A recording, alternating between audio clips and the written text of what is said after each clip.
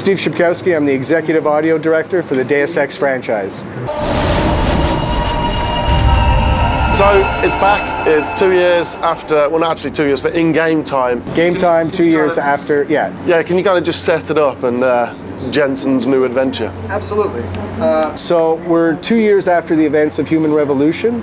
So in Human Revolution, the augmented were viewed as like taking the next step forward towards, you know, evolving the humanity, and it was the gold and the promise of a golden age. Well, at the end of Human Revolution, we had the Aug incident, and because of that, that whole dream has died and changed. And now the augmented people, what was seen as a blessing in Human Revolution, is more of a curse. And they've been forced into segregation camps, kind of like a District 9 meets Deus Ex. And Adam is back. He's now working for Interpol, basically an international task force dealing with all kinds of terrorist issues. And to add a layer to that, the task force he's working for, he believes is being controlled by the Illuminati. So he's working also with another group called the Juggernaut Collective. And they're sort of hacktivists that are trying to bring down the Illuminati. So it's a very deep, deep story with a lot of layers, a lot of choice and consequence, heavy narrative, a lot of strong characters. What you'd expect from Deus Ex. How did you approach the sequel? I mean, did you kind of break down the original, what worked, what didn't, and then go from there? Absolutely. Well, one thing that helped us was we moved forward on a new tech engine. So just from the tech side, we were able to bring a whole lot more of what we wanted to do in Human Revolution, but couldn't because of tech issues. We brought that to the forefront. Narratively wise, I'll be honest, right across the board, we really listened to a lot of what the fans had to say, what they liked, what they didn't like, and we tried to address as many points as we could and make the game better and more richer for the fans. What were some of those things that fans said that they didn't like or did like about Human Revolution that you brought across? Well, obviously, boss fights was something we addressed in the director's cut. I think one of the other popular things was the 4-button ending. So we've improved on that. I can guarantee you there won't be 4 buttons at the end of the game. This is actually going to be very deep, depending on how you play the game, who you talk to, choices you make. We could play the game, and at the end of the game, there could be characters in your game that got killed in my game, people that you met that I never even seen. There's a lot of different outcomes that can play out. What is because obviously it's a next-gen engine now, what has that allowed you to do that you couldn't do in Human Revolution? Well, again, that plus our own engine combined has opened up a whole new world. And as you saw in the demo today, number one, visually, the game really comes to life. In combat's really a lot more dynamic than it was in Human Revolution. Human Revolution, you'd walk into a room after combat, and unless someone had made a human pyramid out of the corpses, you wouldn't have really known that it had been combat. The room stayed clean. That's gone.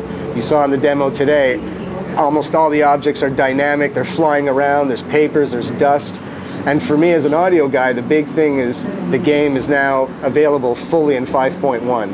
And you know, as you heard it out there, it's a rich experience in 5.1. The stereo will still be there, it'll still work, but I really encourage people to experience it in 5.1. Obviously, you were mentioning choice and consequence is back. How have you ramped that up in the sequel? We've really pushed it as far as we can take it without going insane, because obviously it still has to fit within a game, but way more dialogue, like we saw the Rucker debate today. You'll notice when we walked in, you know, he wasn't too happy that you had killed a lot of his people on the way in. You would have never have gotten that line had you played the game stealth. You would have had a totally different approach. And even his attitude would have been different to you. Because you came in guns blazing and killed a lot of his people, he was already a bit miffed. Had you played it another way, it would have been a different experience. So are they still sandbox environments every level? Is that how you've approached it? I mean, I wouldn't go as far to say it's the free, open world, but it is sandbox. You can get off the critical path and explore. We encourage you to go do side quests. You know, Deus Ex is also about rich characters, and we've done a lot of work at making those side quests fun. It was one of the feedback we got back from fans is how much they enjoyed the side quest characters, because it allows you to get a bit more quirky and have some fun with it. So again, that's all there now, even more than ever. And you kind of reassessed the power kind of energy cells, right? I mean, you've got more now, so you can use the abilities more often, is that right? That's right, yeah. Again, it's all about giving the freedom to the player and, you know, not punishing any gameplay style and rewarding how you're going to play. Can you kind of talk us a few, like, there's a load of new kind of abilities and augmented. Absolutely. Can you talk us through a couple in the demo, and maybe your favorite ones out of them? Sure.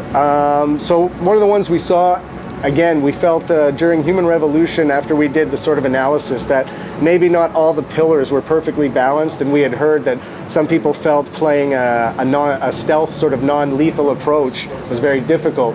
So some of the weapons we brought today to showcase was to answer that. The Adam's got a whole new arm, and in that arm he's got 3 main new weapons. One of them was the Tesla, which is basically like a taser fist, and you can target up to 4 enemies at once non-lethally and knock them out. The other thing he's got, which you saw, was the Nano Blade. It's a nanotechnology blade that's constantly organically being rebuilt in his arm after he uses it, and you can use that as a projectile and impale people with it. Or, like you saw in the demo, you could fire it, let's say, at enemies who are holed up in behind cover, right behind them, and it'll give it 5 seconds or so, and it will explode, sending shrapnel and taking them out, which is very effective. We also have remote hacking for the hacking enthusiasts. You can now hack devices from a distance, which is like super cool. It was something the fans wanted. Titan Shield, which basically, again, nanotechnology, which builds almost like an armored tank over Adam, allowing him to take a lot of damage in heavy fire for a short time. We had the PEPS gun, which is non-lethal, sends out a giant concussion wave. And one that we really like, probably my favorite just because it's so fun to see it, is the focus mode. It speeds Adam up and gives the illusion that the world's in slow motion, and it provides some really fun, amazing combat shots. So you've improved the hacking as well. There are all things like the inventory management back as well. Is that all? Everything. We've tried to make the game flow a bit better, more dynamically, but for those who love the RPG and the menus and going in, that's still there too. Like, we're not catering to one or the other, we're giving both. We're trying to give to everybody. The hacking is a lot more deeper now. There's a lot more softwares, there's a lot more thinking to go into it. There's a lot more booby traps and obstacles, so it's, again, trying to make every gameplay style richer. Can you still stealth your way through the entire game? Absolutely. I mean, I want to stress that. You can stealth through the whole game without killing anybody, and we've tried to even make that much more enjoyable now with the addition of all those non-lethal augmentations. Even the bosses, or do you have to fight? No, we addressed that in the director's cut, and you know, you can still get through without killing anybody. Deus Ex: Mankind Divided will be out early in 2016 on Xbox One, PS4, and PC. Go and play it.